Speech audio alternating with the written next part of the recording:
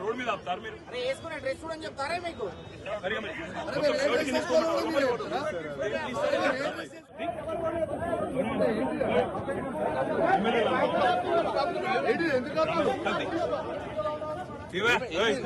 ఎందుకు ఆపుతున్నా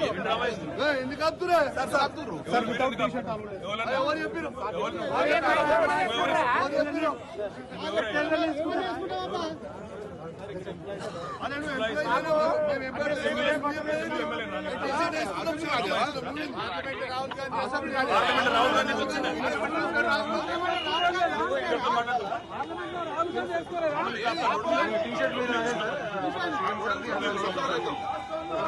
రోడ్ మీద కూర్చోమంటావా ఏమంటావు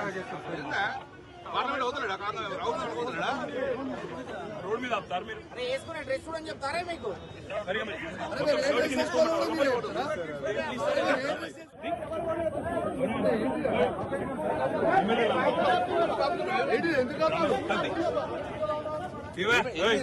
ఎందుకు ఆపుతున్నా ఎవరు చెప్పారు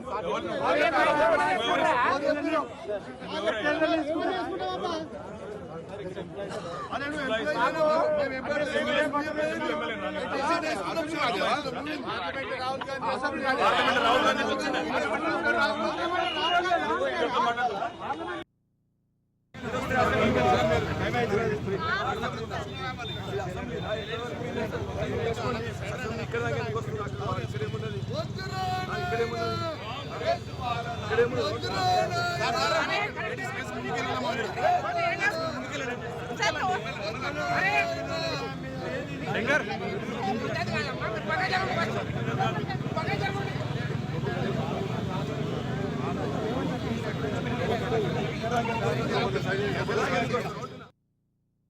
ఈ సమావేశాల్లో ప్రజా గొంతుకై రాష్ట్ర ప్రజల తరపున రాష్ట్రంలో నెలకొని ఉన్న అన్ని సమస్యల గురించి మాట్లాడతాం. అదే మాదిరిగా ఈరోజు ముఖ్యంగా కాంగ్రెస్ పార్టీ చేస్తున్న దుర్మార్గపు ఆలోచన, దేశంలోనేమో అదానీ మంచివాడు కాదని ఇతర రాష్ట్రాల్లో ప్రచారం చేస్తూ ఇక్కడ రాష్ట్రంలో మాత్రం రేవంత్ రెడ్డి అదానీ అలై బలై చేసుకుని ఏ రకంగా ముందుకు పోతున్నారో, ఏ రకంగా ఒకవైపు రాహుల్ గాంధీ ఢిల్లీలో అదేవిధంగా ఇతర రాష్ట్రాల్లోనేమో అదానీ మీద దుర్మార్గ ప్రచారం చేస్తూ ఇక్కడ మాత్రం అదానీ మంచివాడు అన్నట్టుగా నటిస్తున్నారో, ఆ ద్వంద్వ ప్రమాణాలను కూడా ఎండగట్టడానికే ఈరోజు ఈ రకంగా అదానీ రేవంత్ ఒకటై తెలంగాణ ప్రజలతో ఆడుతున్న నాటకాన్ని కూడా బయట పెట్టడానికే ఈ రకంగా మేము నిరసనగా ముందుకు పోతా ఉన్నాం.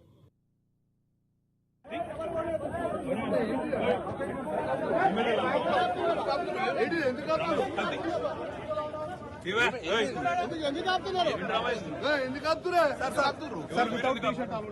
ఎవరు చెప్పారు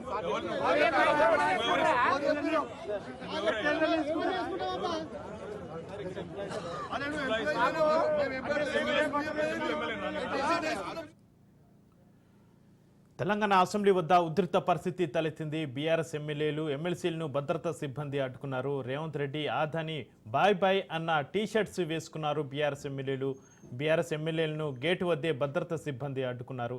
లోపలికి అనుమతించకపోవడంతో భద్రతా సిబ్బంది బీఆర్ఎస్ ఎమ్మెల్యేల మధ్య వాగ్వాదం జరిగింది. బీఆర్ఎస్ ఎమ్మెల్యేలు ఎమ్మెల్సీలను పోలీసులు అరెస్టు చేశారు.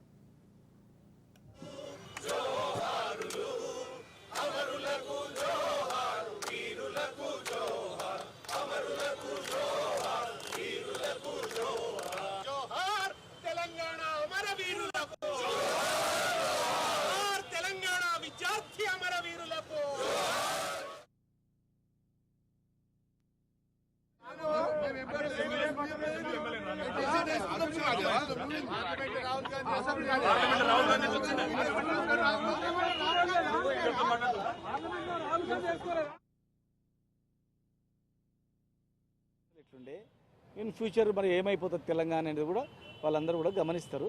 గ్యారెంటీగా దానికి అనుకూలంగా జరుగుతుంది. సార్ ఈరోజు అసెంబ్లీలో ఏ తరహా చర్చ జరగబోతుంది, ఏ అంశాలను ప్రధానంగా బీఆర్ఎస్ పార్టీ ప్రస్తావించబోతుంది?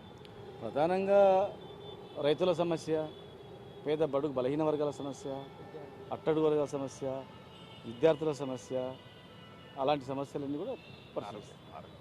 ఆరోగ్యం ఎట్లా సార్ మరో మహోద్యమానికి మేము కాబట్టుకుంటాము, మరో మహోద్యమానికి సిద్ధమవుతున్నాము మహోద్యమానికి అని చెప్తున్నారు. ఎప్పటి నుంచి ఉద్యమం ఉండబోతుంది?